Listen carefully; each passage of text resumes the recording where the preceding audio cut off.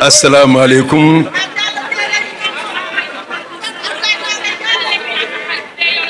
Mesdames et messieurs, les membres de l'Alliance de la République, mesdames, messieurs les membres de la coalition Benno Bokk Yakaar et autres alliés de l'Alliance pour la République, mesdames, messieurs, chers invités,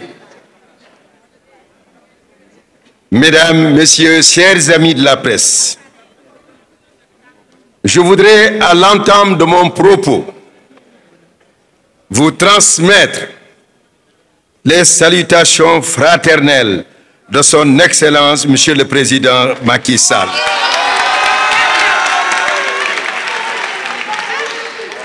Le livre bilan relatant son action décisive à la tête de l'État du Sénégal est la raison de cette rencontre. Nous avons le privilège, pour avoir été aux avant-postes de responsabilité pendant 12 ans, de satisfaire un droit et un devoir. Le droit des citoyennes et citoyens à l'inventaire.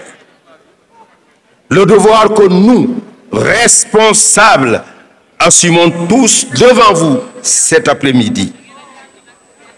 Il s'agit du travail colossal, couvrant 12 ans, que la grande coalition Benno Bokk Yakaar, sous la présidence de son Excellence, Monsieur le Président Macky Sall, un homme d'État aux qualités exceptionnelles, a réalisé sous les yeux de tous les Sénégalais et observateurs extérieurs. Cette somme de réalisations concerne une multitude de secteurs vitaux pour la nation, notamment les zones rurales qui ont été au cœur des priorités de notre coalition pendant 12 ans. L'exercice qui nous réunit aujourd'hui est à la fois simple et complexe. Simple, car il est aisé de rendre compte du bilan de 12 ans du président Macky Sall à la tête du pays. Tant les faits et les réalisations parlent d'eux-mêmes. Wedi gis bokku ci. Complexe parce qu'il nous sera difficile, le temps de cette rencontre, d'être exhaustif, tant il y a à dire. Je me limiterai donc, pour ce propos introductif, à dégager les grands axes du document bilan que d'éminents intervenants et experts dans divers domaines vont développer dans leurs présentations respectives. Je demeure convaincu que cet inventaire sera une réponse limpide, lumineuse et pertinente à toutes les sortes d'attaques infondées, de jugements injustes et de déclarations populistes recensées ça et là. Des faits et des chiffres seront mis à votre disposition pour que vous puissiez, à votre tour, les analyser et les disséquer. C'est le lieu de remercier le comité de rédaction et particulièrement le ministre Maître Oumar Youm pour le travail remarquable de coordination avec une équipe soudée qui a fait plusieurs nuits de travail et plusieurs jours de travail. Et en cela, je voudrais que tous les contributeurs puissent avoir mes remerciements, mes encouragements et mes félicitations. Ce document, à n'en pas douter, intéressera le public, les milieux académiques, ainsi que les cercles diplomatiques. Le style choisi est non polémiste. La démarche adoptée repose sur un argumentaire soutenu par des chiffres et des données irréfutables qui fournissent une photographie exhaustive de la situation du pays que transmise en 2024 par son Excellence le Président Macky Sall. La trame du discours suit 3 axes. L'héritage économique trouvé en 2012, le Sénégal sous le Président Macky Sall et les perspectives après 12 années de gestion du pouvoir.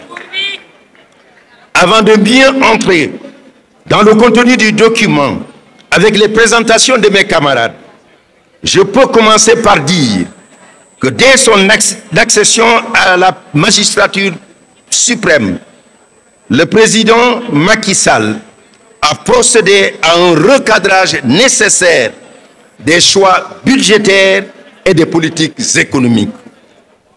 Puis, la phase de redressement a été entamée à travers la mise en œuvre du programme Yon Yokouté pour réorienter la trajectoire de notre pays sur la voie de la prospérité durable.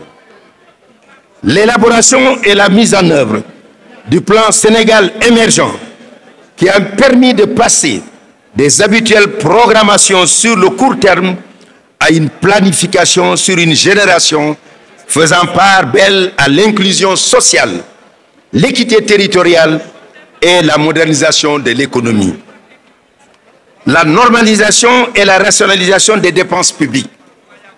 Les résultats visibles et viables impactent positivement la croissance, les indicateurs monétaires, les marqueurs sociaux contre les vulnérabilités sociales et territoriales, ainsi que l'ensemble des activités regroupées dans les secteurs primaires, secondaires, tertiaires et quaternaires de l'économie.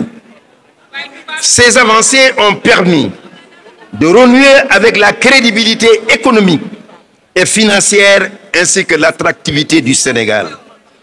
Une crédibilité que la capacité de résilience de notre économie lors de la crise Covid 2019 est venue confirmer.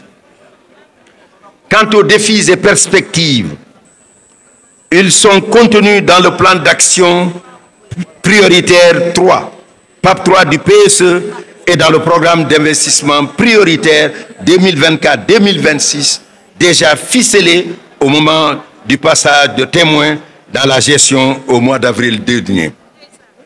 Mesdames, Messieurs, les 12 années du président Macky Sall à la tête du Sénégal, marquées à travers la mise en œuvre du PSE par une action adossée à une vision et articulée autour d'objectifs prioritaires, a redessiné le visage de notre pays. De sorte que quiconque aura pour ambition, pour ne pas dire projet, de poursuivre la construction d'un Sénégal fort de progrès économique, de justice sociale et de renforcement de l'état de droit, n'aura d'autre choix que de s'y inscrire et d'inscrire son action, quitte à le renommer du fait de considérations purement politiciennes. En effet, il ne devrait y avoir aucune honte à constater que les fondations sont solides lorsqu'on ambitionne d'ériger un gratte-ciel.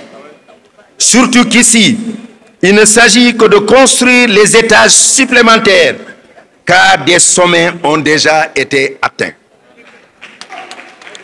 Ces 12 années ont transformé l'ambition d'un homme pour un Sénégal de tous, pour tous, en une réalité tangible et palpable, de sorte que les chocs exogènes ne puissent ébranler la trajectoire du Sénégal et que la parole populiste ne sache ternir le legs du président Macky Sall. Un legs dynamique, constitué d'une œuvre gigantesque et multiforme, adossée sur le socle des valeurs impérissables d'ouverture, de consensus, d'équité sociale et territoriale. Il faut donc le fructifier et maintenir le cap déjà tracé de l'émergence afin d'élargir le champ des possibles dans un Sénégal de liberté, de prospérité partagée et de paix qui garantit à tous ses enfants, dans le cadre de l'état de droit, un avenir juste et équitable. Au demeurant, c'est avec fierté que nous voudrions rendre hommage au président Macky Sall,